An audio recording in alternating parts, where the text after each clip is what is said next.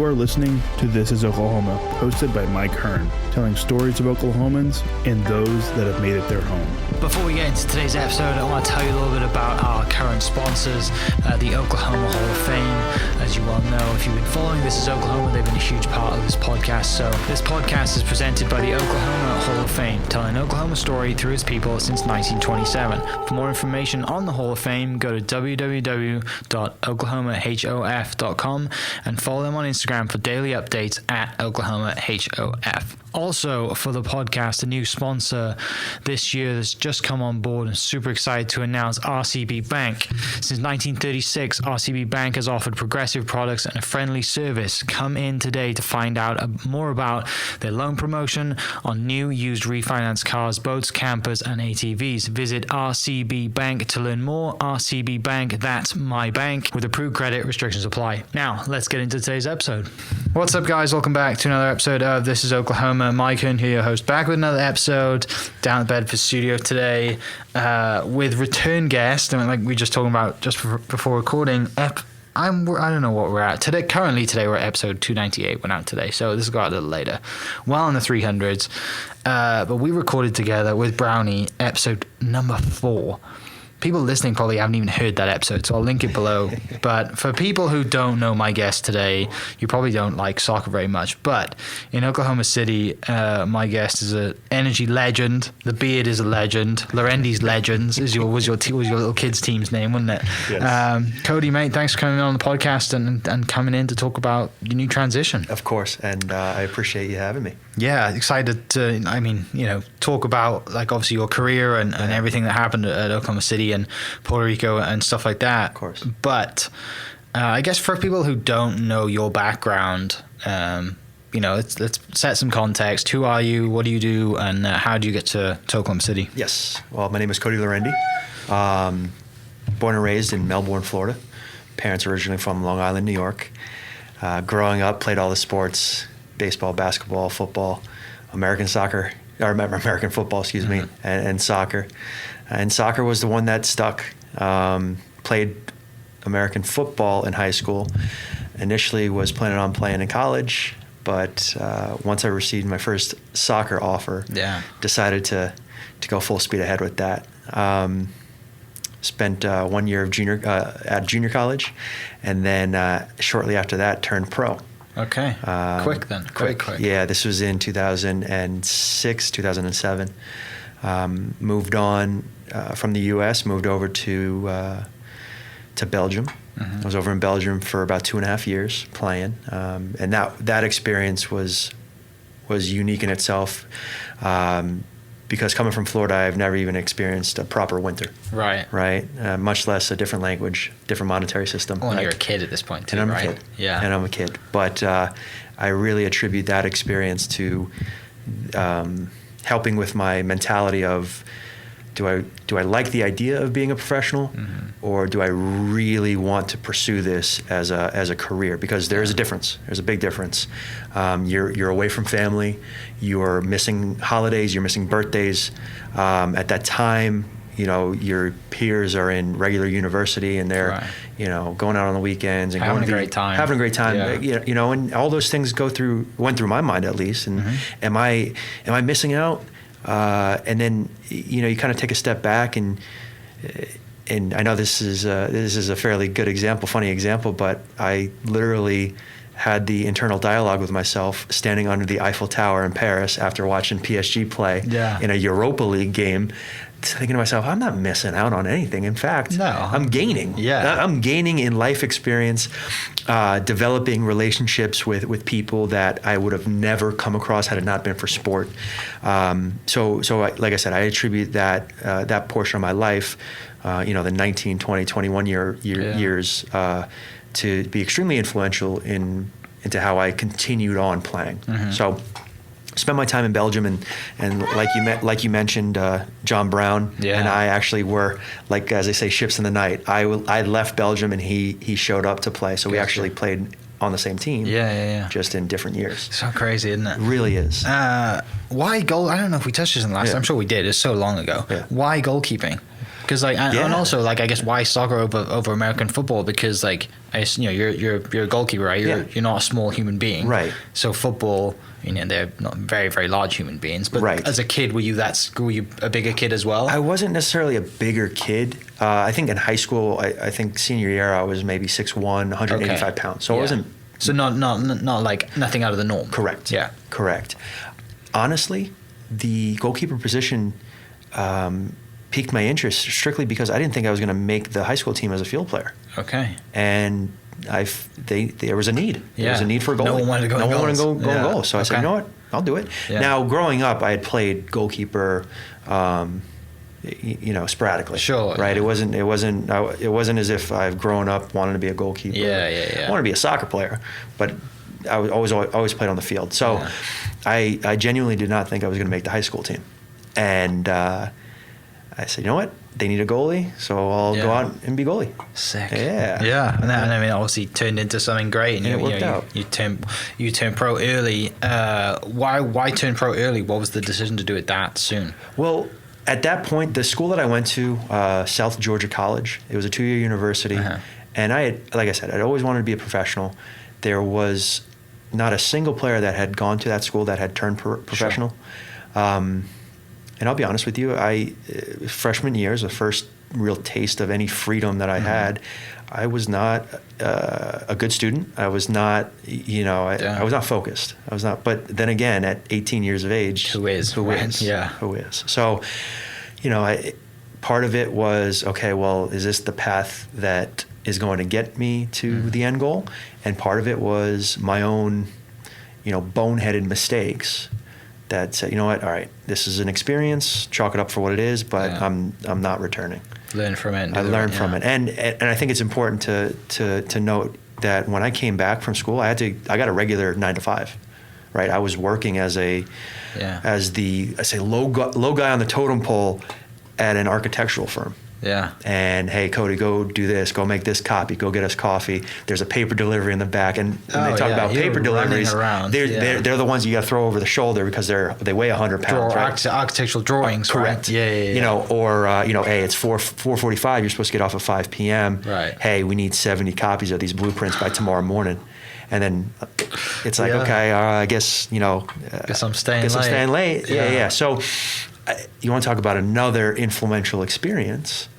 At that young age, I thought to myself, this is not my life's trajectory, right? So I did everything in my power to make sure I was, fit, I was focused, while I was making a little bit of money, but it was something that I was not passionate about. Yeah. Right. So spent a little bit of time there. I'd say about 6 months, and then through a connection that I had made growing up in the state of Florida, ex England international, put me in contact with a English gentleman who purchased a club in Belgium. Okay. The whole goal of the club was to be a residency of sorts for players from North America to come over to continue to study. So we were over there on student visas, all the while waiting the 3-year time period it takes in Belgium to receive EU status. Okay. So to receive dual passport. Yeah. And then once you were to receive that passport, then options open up massively. Sure. So like a kind of a feeder club, exactly, but a different way of doing Correct. It, right? Because usually it's nothing to do with visas. It's just come in, we generate a bunch of players, and then we'll send you off. Exactly. That's a really neat way of doing things. It really was. And U.S. soccer has been known for its residency, for years, and that's down at IMG. And I know you're familiar with IMG. Yeah. All the bells and whistles, right? It's top of the top class, right? This was like an entry level. Got you. That might be being a little generous, but it's kind of the same concept. We live with one another. Yeah. Share meals together. Either training in the morning, going to school at night, or vice versa. So you effectively did kind of have a college time, but it was during with the goal of going professional. Correct. Correct. That must have been so much fun. It really was. Right. It really totally was different. out of like nervous at first. Of course. Nervous at first. What the heck am I doing? Yeah. You know, I'm this far away from home. I remember the first time I ever took public transportation was taking the train from the Brussels airport and going in the complete wrong direction. Right. So I just got on the train thinking, oh yeah, I'm good. Yeah. Thank God the train conductor, you know, spoke English. Yeah. Said, listen, this is where you need to go. Stay on this train, get off here, hop back on this one. Yeah. I was freaking out. Yeah, freaking yeah, out. yeah. You know, and then I'm calling my parents, you know. Right. And I eventually got there and got settled. And at first, those thoughts went through my mind. Hey, what the heck am I doing here? But then you're surrounded by like-minded individuals, right? So you're undoubtedly going to get better at what you're there to do. And day in and day out, you know, guys could bring the best out of you, you know, and all the while, like the football part of it was awesome, but like the camaraderie stuff, you know, sitting in the, you know, it would freeze there, right? And our home was heated by gas, by diesel fuel, right? And if the diesel fuel ran out, it would take a day or two to get a new delivery of diesel fuel to come in. So we'd be sitting in the kitchen, you know, around the laptops with the big parkas on, freezing. You know, we got pictures to this day of take me back this to stuff. Florida now. But yes, exactly. But things like that, and I didn't care at the time. I was just like, you know, this is incredible. But things like that you remember, going on trips with the guys. We'd play in Germany. We'd play in Belgium. I want to say we played in France a couple times. We went to a preseason tournament in the UK. You know, we took a ferry across. Was it the Cliffs of Dover? Is where we White Cliffs. Yes, and we played a tournament over there. So in terms of just world experience, that was something that was... It's like a melting pot, isn't it? People coming from all over. Exactly. It's so awesome. Exactly. Yeah. So then you came back to the States after playing there? So after playing there, I came back after 2.5 years. I was at home, I was planning on going back for a third year to Belgium, was unable to obtain a new student visa. Yeah. So through that same connection that helped me get to Belgium, put in his opinion of me to a coach for the Puerto Rico Islanders. Yeah. The Puerto Rico Islanders at the time were one of the best clubs in the CONCACAF region. They had just came off, and this is in 2009, come off losing to Cruz Azul, the Mexican team, down in Mexico in penalty kicks. Jeez. To go to the final, right? So they're a big-time club. Big time, yeah. So they're doing an open tryout, in Orlando, so not too far away from Melbourne. So literally pay your dues, right? So I pay my $150, you know, registration fee and go out there for 2 days and did well enough to get invited into preseason. Still didn't have a guarantee, right? But you got an opportunity. But got an opportunity, right? So that opportunity comes, and you know, over the next month, you know, 2-a-day sessions and playing and stuff like that, and I earned myself a contract there. Right. Spent 3 years there. Okay. Mostly as a backup, but like I had said prior, you know, they were a team that competed in the CONCACAF Champions League. So you want to talk about being in the shop window. Right. It was a great experience, great opportunity to go play teams like the LA Galaxy, to play Olympia, FAS, Toluca down in Mexico. So all these great experiences, you know, again, they kind of just continue to pile up on one another. Unfortunately, that team folds. Yeah. That team folds. I find out right before Christmas 2012. 2013 rolls around. Go in on trial with the Fort Lauderdale Strikers. I earned a contract, but full disclosure, the contract was worth $500 a month. Yeah. Before taxes. Yeah. And they took care of housing, but housing was living at a Holiday Inn. So nice. You want to talk about what it takes to just stay in the game. Right. Yeah. You know, talk about a crossroads that a lot of people face, and they say, you know, it's not worth it. Yeah. At that point, you know, still young, single, willing to bet on myself, I took it. Yeah. And I said, I'll stay in the game.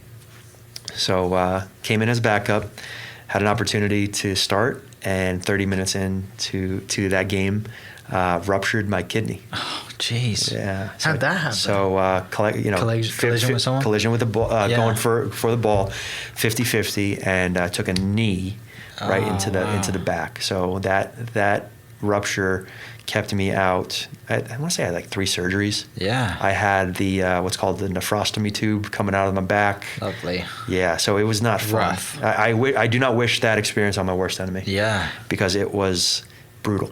It was brutal.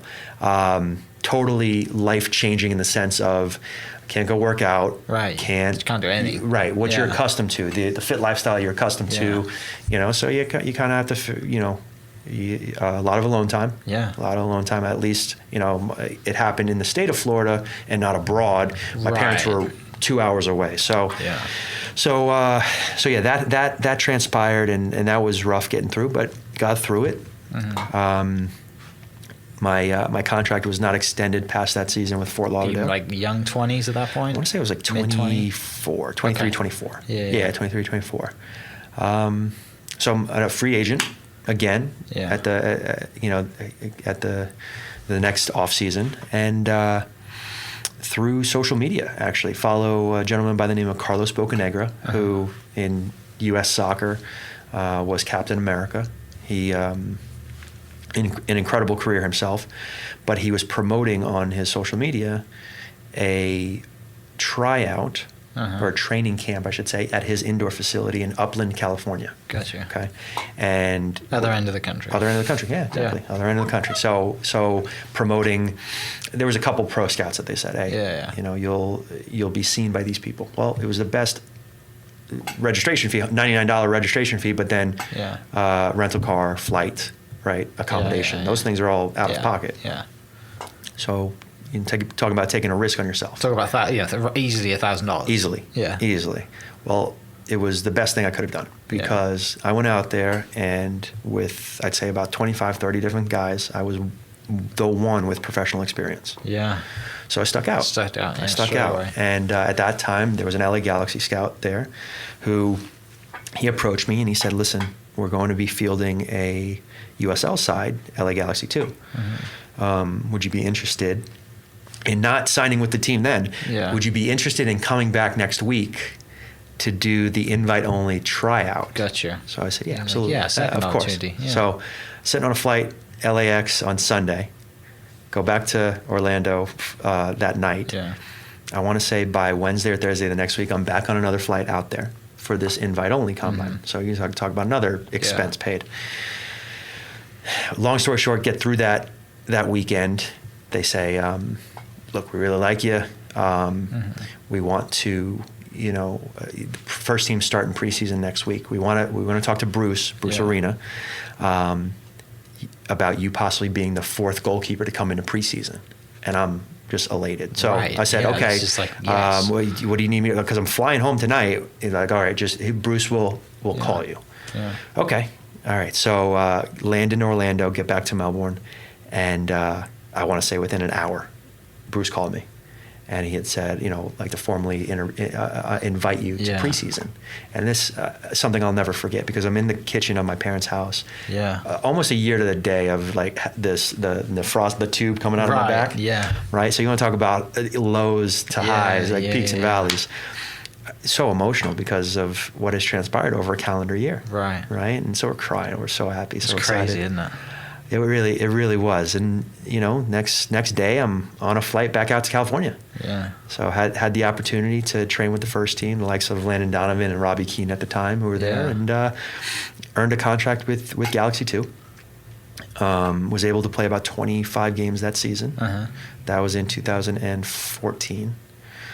Moved on from Galaxy 2 to Austin Aztecs. Gotcha. Played for Paul Dalglish over at Austin. You want to talk about U.S. soccer in a nutshell, they fold. Yeah. Austin Aztecs fold. Yeah. Right? So we're back to square one, free agent yet again. And this is right around the time that I get a call from a gentleman by the name of Jimmy Nielsen. Yeah. And Jimmy was the first ever coach here at the OKC Energy. And Jimmy is somebody professionally who, if I had half the success that he had as a player, I would, it would be fantastic. He is you talk about as humble as they come, but has achieved so much. So as soon as he called me, there was not much of a negotiation. It was, he was the first coach to tell me how much he valued what I could bring. Gotcha. And that's all I needed to hear. That confirmation from somebody like himself was something that I've never had before. And to hear him say, your presence, right? Your ability to be a leader, all these qualities that you have is what we want here at OKC. Yeah, we need a figure that's going to come in and be that person. Say no more. Yeah. So that started my 5-year career with. He sold you big time, didn't he? Yeah. Barely had to. Yeah. But the fact that he did was like it meant the world. It meant the world. So to this day, he is somebody that I love dearly and somebody who is so genuine. Yeah. Such a genuine human being. Mm-hmm. And him and his wife were the first ones to pick me up from the airport. Jeez, that doesn't happen now, does it? Doesn't happen. Yeah. Right. So these things that matter that people may just say, it's not a big deal. Yeah, send someone to go pick them up. Send somebody to go pick them up. Yeah, that matters. Yeah, it does. It goes a long way. It goes a long way. So, I went into every game because tactically, he's not Pep, right? Yeah. But he doesn't need to be. No, he doesn't. Right? He doesn't need to be. He knows who he is as a human. Yeah. And he's able to get the best out of people. Mm-hmm. And that at this level is a requirement. Yes. To be successful, you need to know personalities. You need to know how they work with one another. Mm-hmm. And you need to know the guy that you need to put an arm around, and you need to know the guy that you need to kind of get into a little bit. You need to scream at. Yes, to get the best out of him. Yeah. So you want to talk about the word culture that everybody throws around. Buzzwords. Yes, exactly. Buzzwords. Culture. That man personifies what it means to build a team culture, because he brings in players that not only work well with one another, but will run through a brick wall for him. Yeah. So Jimmy gets you up here from Austin, which really isn't that far considered you've gone from like Florida to California. Right, yeah, exactly. Multiple times. And you get here and you start playing, and I guess that was kind of early energy team and MTs on the team, right? And the guys now that we know and that I've been introduced to. And what are you thinking when you get up here? You just you were starting at that point as well, right? Correct. Yeah. Correct. Yeah. Was that the first place you'd started at? That was the first time. Yeah. Okay. Yeah. So it's a huge deal too. You want to talk about how long it takes from a goalkeeper perspective, right? I think that's a good point to hit on. Is that I was a pro for 8 years already. Yeah. Before I got they gave me the proverbial keys to the car, right? Yeah. I took that and ran with it. I didn't know anything about Oklahoma at all. Didn't know, and it wasn't in a negative connotation. It's just I was ignorant to it just because I never had any experience, Right. Just show up. Just showed up, and I said, "All right, let's see." Because the past 2 years, then when we played against them, when I played against them for LA, and then again with Austin, Jimmy and I had started building rapport. Sure. Right? He would come up to me after the game, be very congratulatory of me, and hey, hopefully one day we work together. Yeah. So it was a little bit of a foreshadow. Do you ever have that before from anyone else? Any other coaching? Not really. No. Not really. Shows how much of a good dude he is. He's a great guy. Yeah. He is the salt of the earth, and it's no accident that he's had no surprise that he's had the success that he has as a player, and that he will continue to have as a coach. It's just when that next opportunity comes, what it looks like, who knows? Yeah. I come here and first and foremost care most about on-field performance. Sure. Right. Secondly, I kind of look at it as, all right, I've enjoyed getting into the community and building relationships within the community with other stops that I've made. Puerto Rico, LA, not as much, because LA was, they had the first team. Right, They were the commercial, pulls, if you will, for people to want to go see. But Austin, for sure, getting into the community, I think that's important. And I did that with the energy. I think there's a responsibility that players have. For themselves, right? Because we are in the entertainment business, to let people in and show people what you're about, and be genuine with it, and be genuine and be available right. with your time, not just on the field, not just to high five and give autographs and pictures after a match, but to go out to hang out, go get lunch with people, humanize themselves and yourself, and endear yourself to people that spend their money to come and support you. Yeah. Right. And it seems like over the years, the NG's got better and better at doing that. Yes. Right. Absolutely. Like they're out there, and you've got the soccer courts now out there and everything. Like it's becoming a bit of a movement after, every year it just compounds and it gets better and better. 100%. 100%. And I think they've done their research, and they see where the sport is going in the U.S. And that is, the upward trajectory of soccer in the U.S. Because what is America? America is a melting pot of religion, of culture, of everything. Yeah. Right. So and what is the through line athletically? Soccer. Yeah. Soccer. Nationwide. Worldwide sport. Worldwide sport. Right. Yeah. I mean, I think I saw there's a graphic the other day about the difference between viewership in the Super Bowl and World Cup, and it's. What we look at the World Series or the World Championship of the Super Bowl pales in comparison to what it is, what a World Cup final viewership is. So they have done, Oklahoma City Energy have done a fantastic job of getting into the community, having the players be great spokes, or allowing the players to be great spokesmen for not only themselves but for the franchise, right? And they've made a massive investment in the sport, and hopefully, for many, many years to come, they can reap the benefit of said investment. Right. Yeah, no doubt. So 5 years at the Energy, had some great times. Yes. Some great, like penalty shootouts to get, that's why I'm going back for 3 or 4 years, and you got finals and winning and playing against Tulsa and the Wrench and just all these awesome memories. Sadly it comes to an end. Yes. Like all good things have to. And you're transitioning into a new role. And this is within the last 12 months, it's been a huge time for you, right? You married now to a beautiful wife, Allie. Thank you. Yes. You have 2 awesome dogs. Thanks, bro. One and now another, partial. right? I know we're partial. To that bought point, a house. How you bought a house? Yeah. How is the new pup? How is the new pup settling in? She's a terror so far, but we love it. We love it. Leonard, our older one, I don't know how much he's enjoying it, but she's full of energy, and they love each other. And, it's pretty fun so far. Yeah. It's pretty fun. So like I said, you get married, you buy a house. Just all this life change that's happening, and then you get to the point that all this is happening before. I guess you know that you're not playing again. Yeah.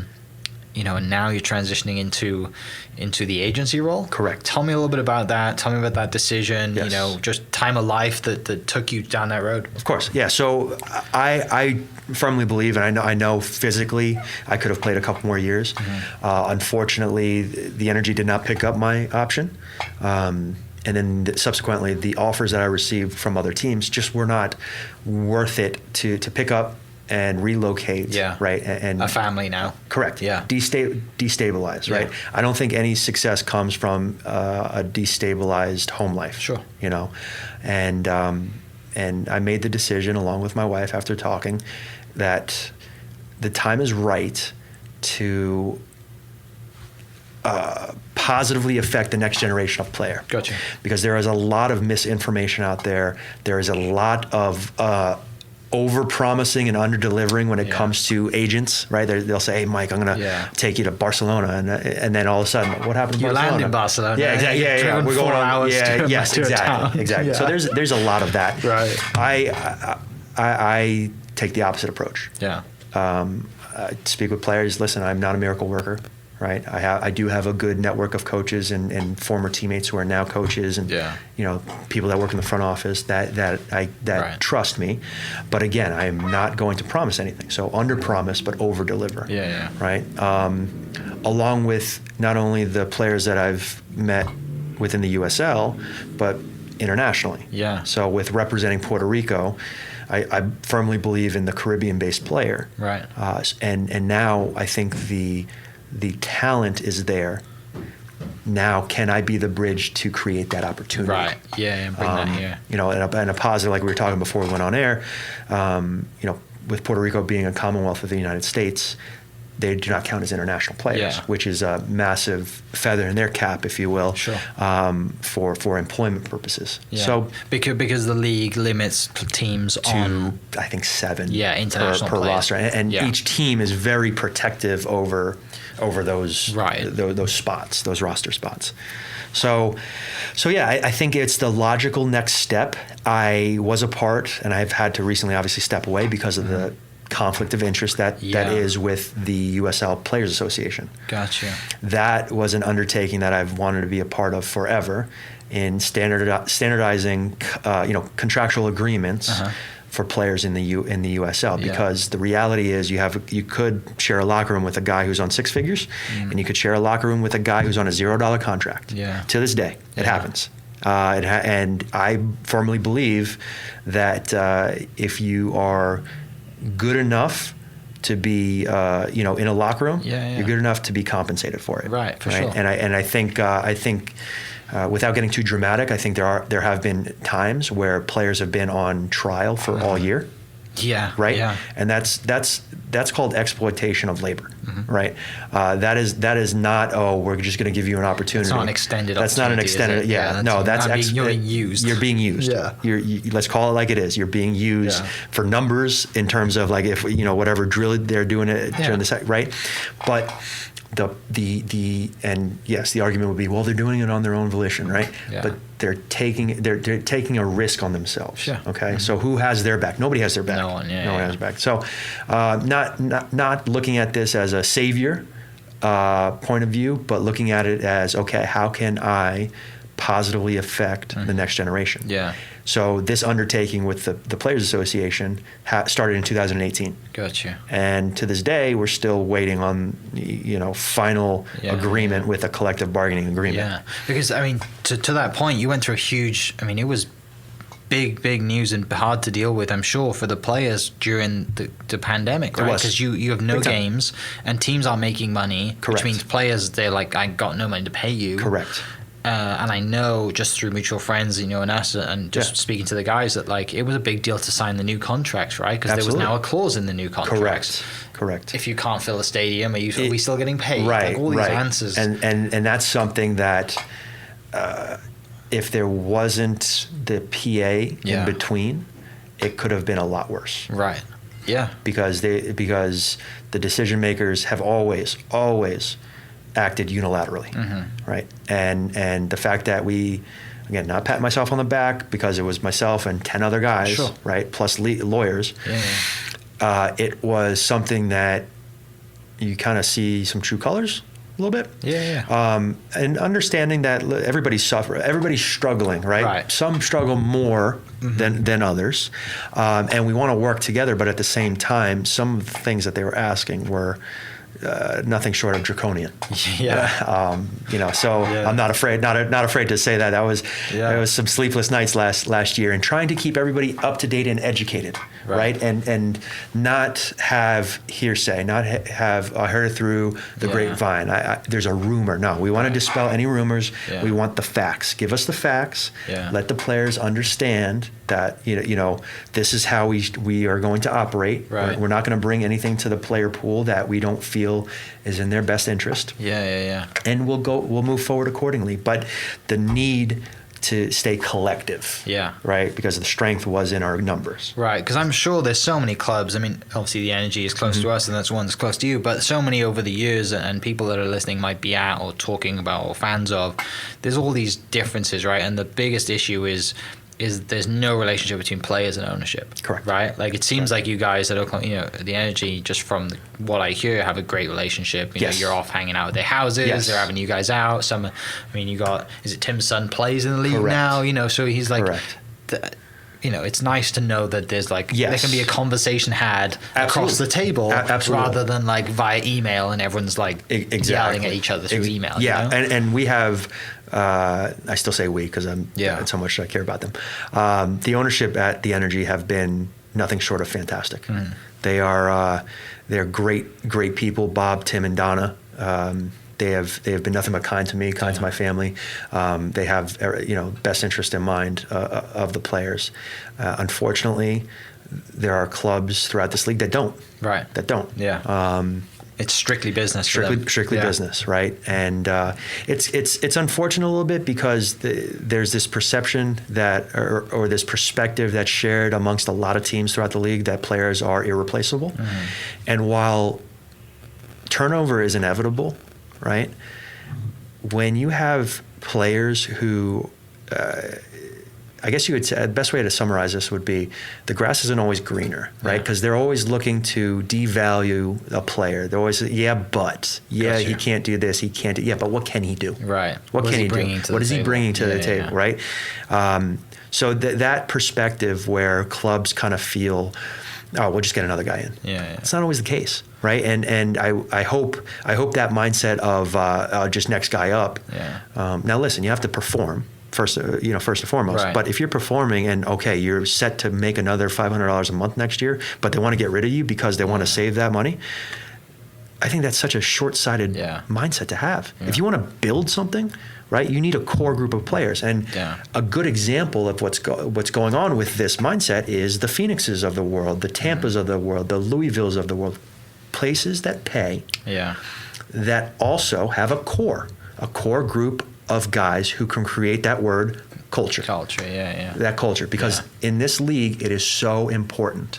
And when you have a revolving door of players year in and year out, you can have all the buzzwords that you want, right? Together, family, culture. But if no one's bought in, or the team's split up into different groups, exactly. Because knowing a little bit about it, and last year's performance and the year before, it seems like you guys didn't do as well as you had previously, right? And also you kind of look at the team and you're like, there's something not right here, right? There's little groups. And there's buy-in from a few, but then also if it doesn't have to be the energy, but if you have a team, you have a group of guys, and it's split into 3 groups, and one of them's really bought in, and the other 2 just whatever. They're like here because you're wasting your time. 100%. And also to the point of getting rid of someone, right? If someone on the team is, and we spoke earlier about highlight reels, right? No one's highlight reels ever bad. Exactly.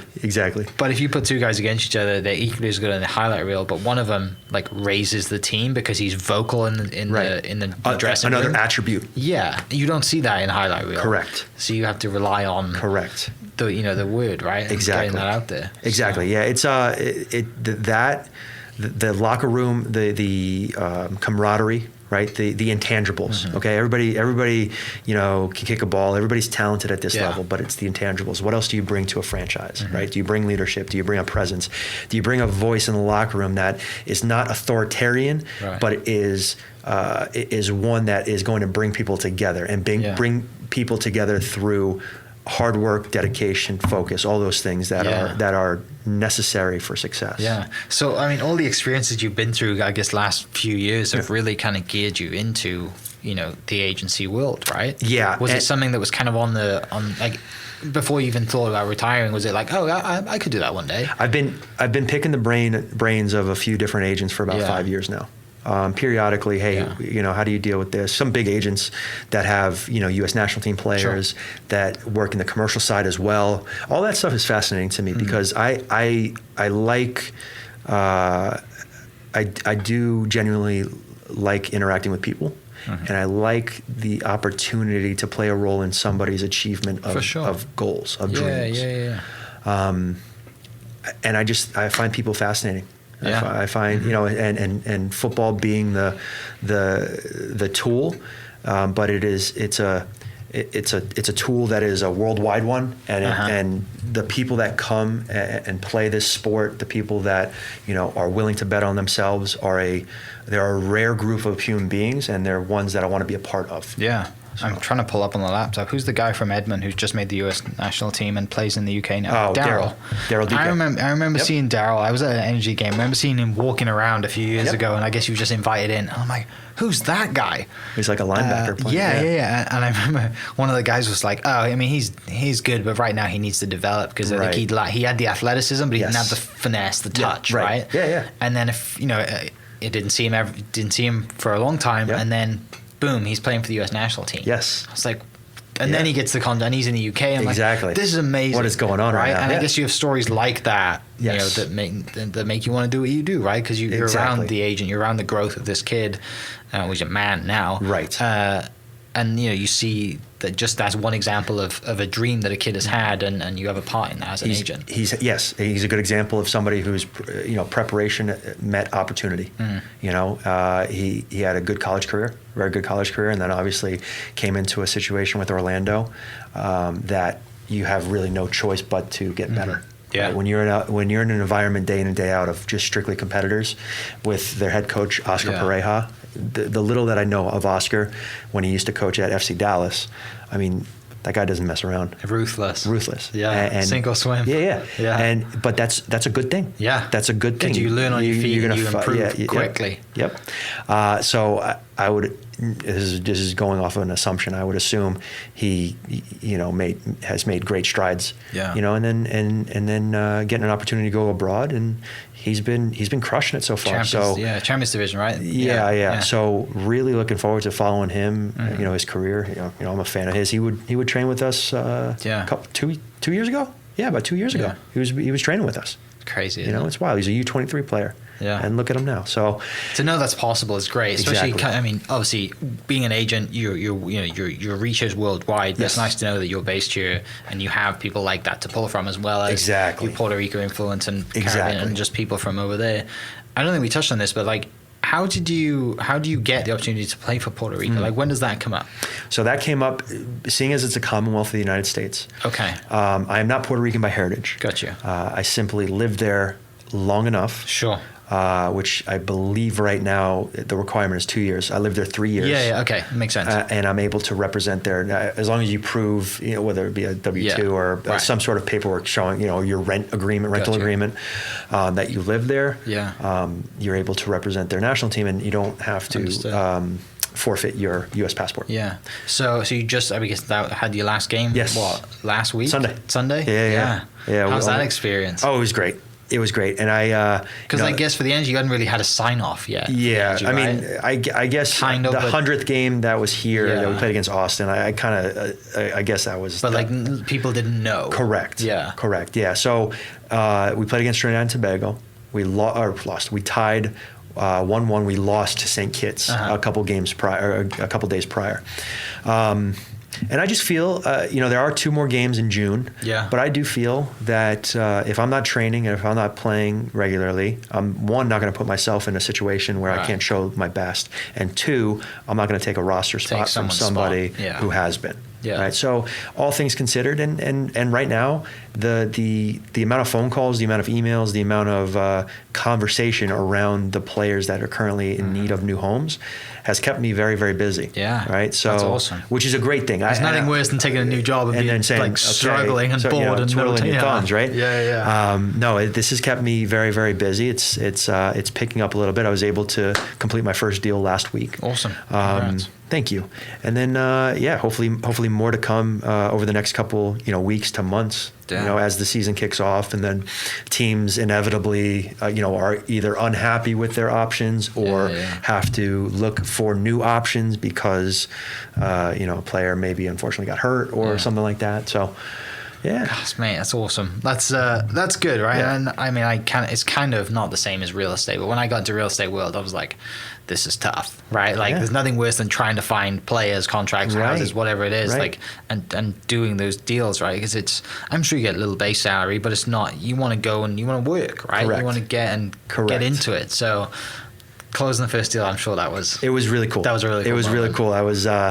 Oh man, I was making sure the email sent. I was text, hey, did you get the email? Just making sure, just making sure everything looks good. All right, everything's good. All right, cool.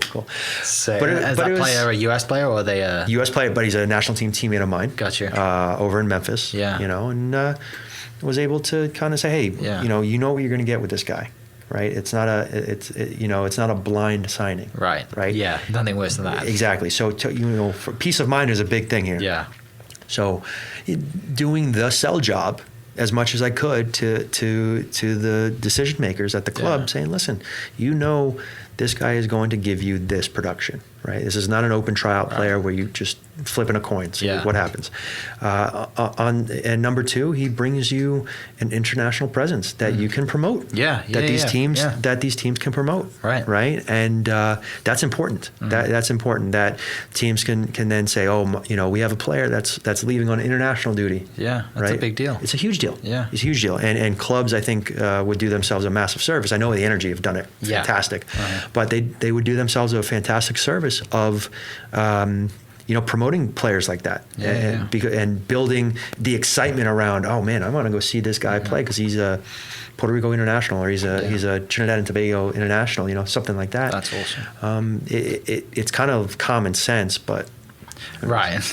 You'd think. Yeah. You'd think. That's part of the new job now, isn't it? It's educating another example is Chicago, right? You look at geographically, Eastern Bloc Europeans, there's a massive, Polish community, massive Serbian community. Okay, I got a Serbian American player who's looking to play. Look, could be twofold. Obviously taking care of business on the field, but he's gonna put some butts in the seats. Yeah. So has his own little following for sure. Exactly. Yeah, no doubt. Well, mate, this has been an absolute pleasure. It's good to catch up. It's been, a couple of years, which is mad to think that episode 4 of the podcast, and we're in the 300s now. But wish you all success for this, for the future, and you and Ali, I'm sure are gonna have a great time. Ali just got a new job too. She did, yes. Congrats for that. The dogs are gonna be thrilled, I'm sure. Exactly. And mate, for everyone listening, I'll post Cody's Instagram down below. You can follow him, as well as you have an agency one too, right? Correct, yeah. So I'll post both of those down in the description. People can come follow you. And for everyone listening, we'll catch you next episode. Cheers. Thank you. This podcast is presented by the Oklahoma Hall of Fame, telling Oklahoma story through its people since 1927. For more information on the Hall of Fame, go to www.oklahomahof.com and follow them on Instagram for daily updates at oklahomahof. Also, huge shout out to RCB Bank for jumping on board to be a sponsor. RCB Bank's loan promotion is here for a limited time. Head into any of their 40 Oklahoma locations to get as low as 1.79 APR on your next car, boat, camper, or ATV. Apply online at rcbbank.com. RCB Bank, that's my bank. Rate and finance with approved credit. Restrictions apply. A member FDIC. Huge shout out to my sponsors. Thank you for listening. We'll catch you next episode. Cheers. Thank you for listening. We are inspired by those around us and hope that you are too. Make sure you subscribe to this podcast on your favorite podcast platform and leave us a review so we can keep telling your stories. For more great Oklahoma content, follow This Is Oklahoma on Facebook and Instagram.